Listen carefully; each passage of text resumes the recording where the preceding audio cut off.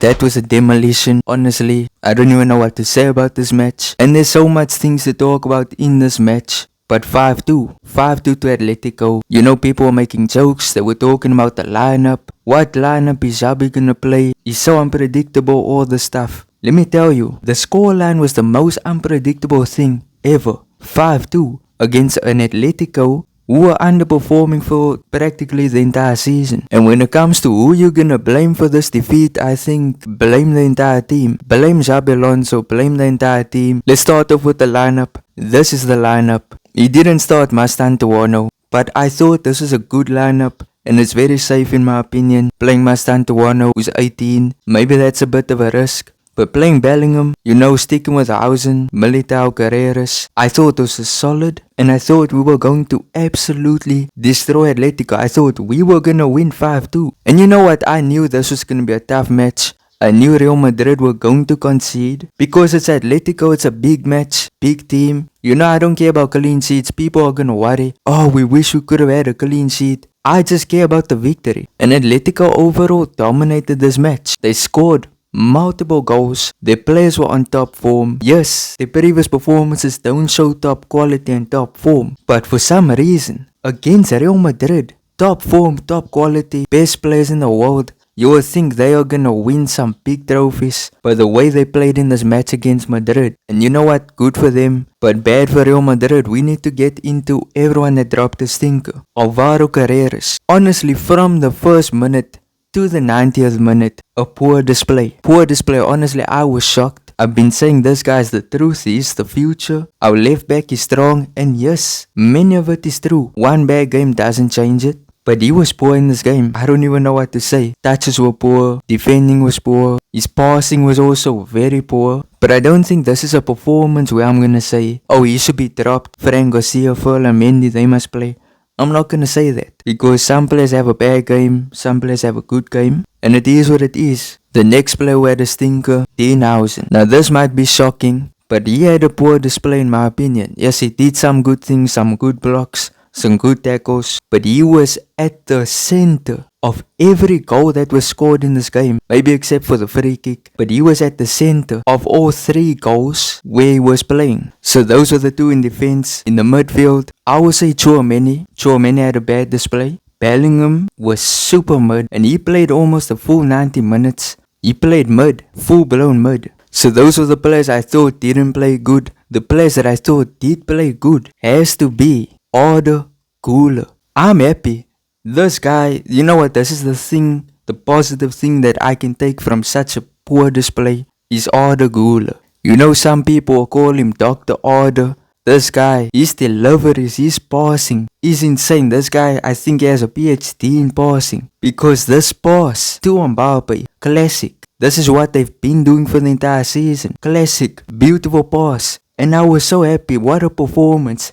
He then scored from a Vini Jr. assist. Guy taps it in beautifully. And what a finish this was. It kind of reminded me of a finish he did in 2024 against Alaves. He connected with that ball in the same way. This guy, underrated finisher. So go and assist, and I'm thinking we're gonna win this game. Mbappe also on target. But unfortunately, he wasn't on the pitch for the entire match because the man did a stupendous challenge which earned a penalty for Atletico, in which he lifts his boots so highly up. I don't even know what he was thinking. But clearly a stupendous thing that he did. He had an excellent display. But doing that, where in the football rules do they say, put your boots so high up? Now I know he was in the heat of the moment, but come on man. And he full blown could have just been sent off right there. Because he connected with the guy's head. He brushed the guy's head. That could have been a straight red. I'm confused how that wasn't a straight red. But that's the positive I'm going to take from this match. Arda Guler, fantastic display. He showed he belonged on the pitch.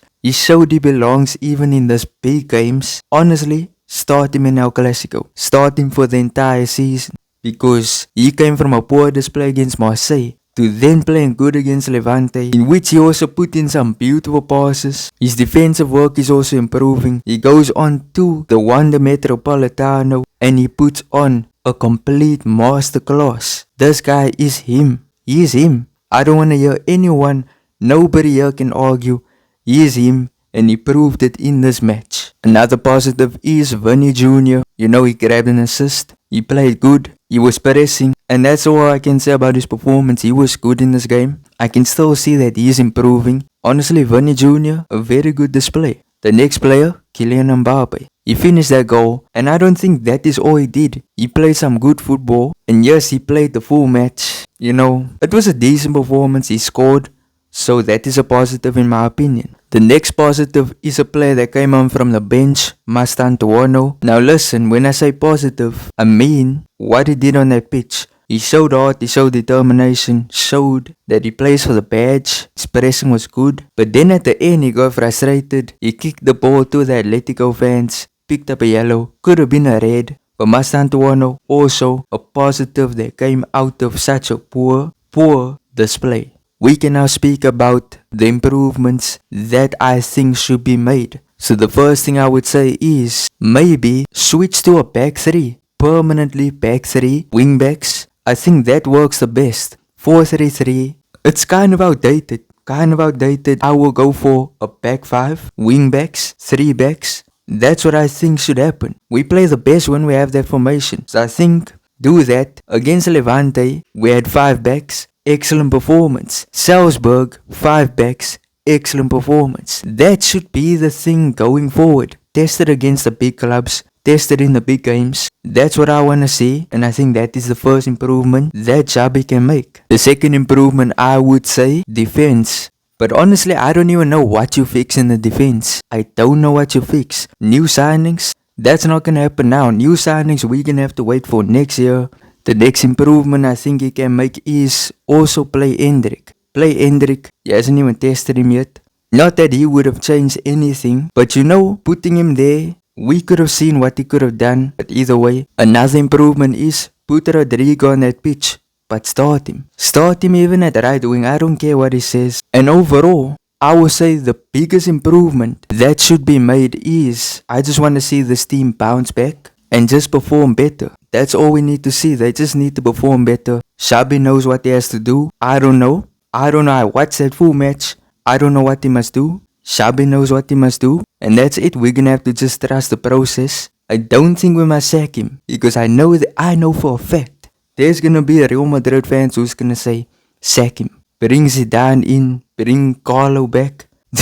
This is what the people say. And honestly, I think keep Xabi. Trust the process. And if he brings no trophies home for this entire season, then you sack him. But that's my thoughts. Tell me your thoughts on the match. Tell me what you think, because I'm going to read and I'm gonna respond to the comments. But if you enjoyed, smash like, subscribe, turn on notifications.